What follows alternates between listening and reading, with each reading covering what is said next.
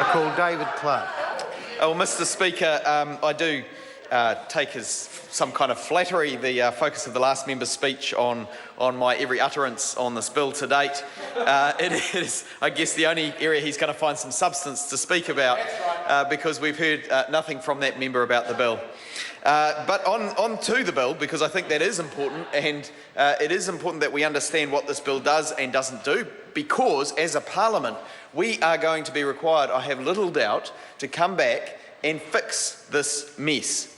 The history is there of bills such as this one, which have not got the systems in place behind them to deliver, requiring further parliamentary legislation.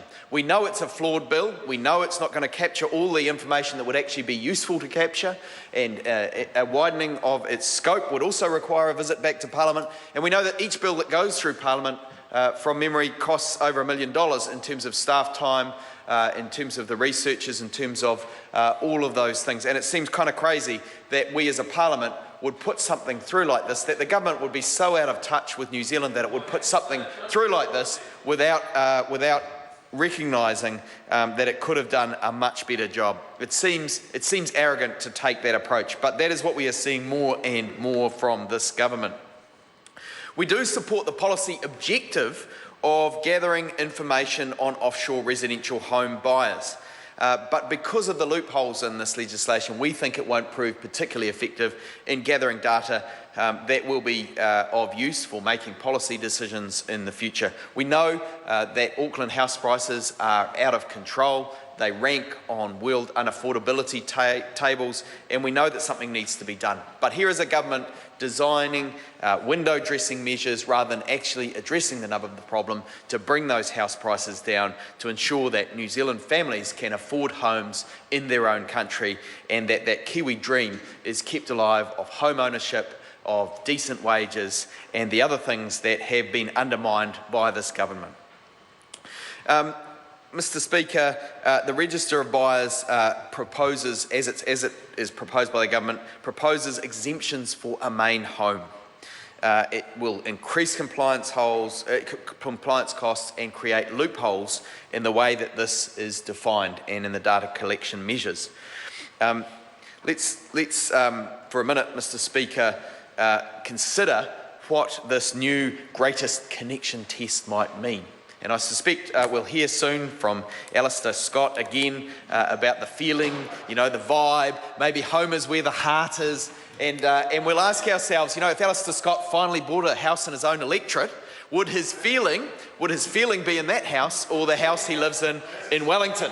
I know from talking to Kieran McAnulty, who runs in the Wairarapa as Labour's candidate, a very strong candidate, that his heart is there where he lives in the Wairarapa. And he has run a strong campaign against Mr. Scott, who's seen as a candidate from elsewhere, and it's very hard to believe that the sense of connection is so great when he chooses to live somewhere else. I mean, it really is hard to understand. Maybe it's your turn to come to the bill. Thank you, Mr. Speaker. But I think, joking aside, this is a very serious issue. It is not defined in law what the greatest connection to a property means. We are here creating unclear law. We are creating law that is going to require the courts to address it or Parliament to fix it. That is crazy stuff from our Parliament. That is crazy stuff from this government that is really focused on the window dressing and not on actually delivering a solution that will make a difference for New Zealanders, for Aucklanders facing those crazy house prices, and for the New Zealand economy, which has, in real value, wages have dropped. Wages are in recession right now in the last quarter, if you look at it that way. This is an economy that's stalled.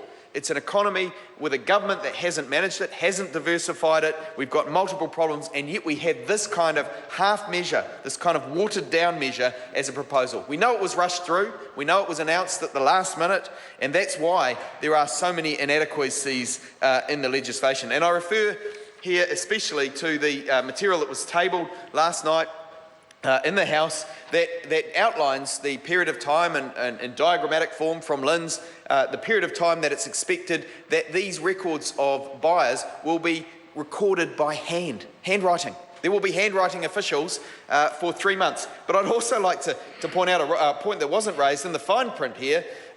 It says, even under ideal conditions, LINZ cannot guarantee with this legislation passing in August, and we're already beyond August, that the desired changes can be efficiently and effectively implemented by the 1st of October. This scenario we've been presented with officials writing by hand this foreign buyer register, this scenario is an extremely optimistic scenario. It says that in the points to note underneath the scenario that has been drawn up by officials. The dates and timeframes in this timeline are based on the best case scenario and are highly dependent on a range of parties agreeing to work at a very fast pace. And I do not hesitate to say that that also requires nothing to go wrong in the process. This is a rushed process. The government knew it was under pressure. It introduced some half-baked measures to make it look like it was doing something on housing. But of course, whoever it was trying not to offend, the property speculators in Auckland that it's associated with, it didn't want to offend them. It didn't want to put through legislation that actually made a difference. And here we are in the Parliament now passing cynical legislation, in my view, that does not achieve what it ought to achieve, and that costs the taxpayer money to put into place, that will increase compliance costs and not produce the outcome that was its original stated purpose. It does create some small bit of information, and that is why we will be forced to support it, because it is a small, tiny step in the right direction, but it is needlessly weak. These half measures could be made so much better if a proper bill was adopted, if the Treasury advice was taken on how this package was put together. It would have been way more effective. The government departments were very clear that the government was not achieving the things that it had verbally said it wanted to achieve, and we know that we're going to have to revisit it. It's from a government that has been more and more often afraid or deliberately not straight up with New Zealanders, and we on this side of the House recognise that that is not a long-term strategy. I want to also just highlight some of the quotes that point to just what a rush piece of legislation it is from recent times. John Key said, "We're not hostile to the idea of a register, we just don't think it takes us very far." John Key said, "I genuinely don't know, we haven't asked for any work on a register." John Key said, "It's quite a tricky thing, the register. It's not quite as straightforward as people think, so we're not afraid of a register." He said, "I wouldn't want to say never do anything forever because that would be a bit silly." And he said, "We're not sort of absolutely resolute that it's such a terrible idea. We just think that we have fairly good information already." Well, if the Prime Minister believes that, why on earth are we here again today? If we're here, he believes the information is good, why would we be here again today? Of course, the answer is this is a politically driven bill. It is not designed to actually solve the problem that we have been given. Nick Smith, again, some wonderful quotes from Nick Smith. A register would be, quote, a distraction. A register would be a distraction that would cost, quote, mega millions.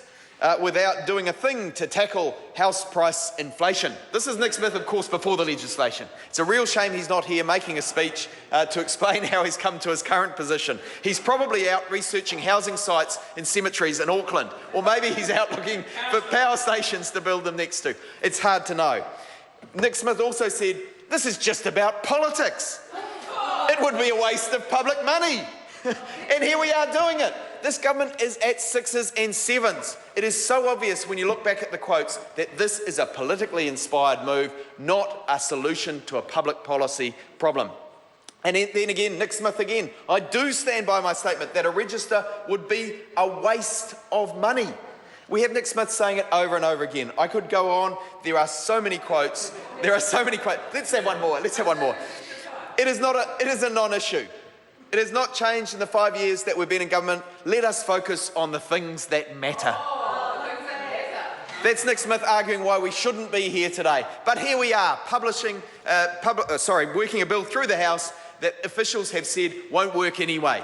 It's a bill that is a political solution to a public policy problem. We will be back here to fix it. It is a damn shame that this government has not seen fit to actually address the Auckland housing crisis, that it hasn't seen fit to look after the interests of the economy by tackling that problem as well. It's a government that is out of ideas, I'm afraid, out of touch, and arrogant enough that it thinks it can put this through the Parliament without any protest. Well, New Zealanders are getting wise to this government, and I think that when we come back here, they will not be happy.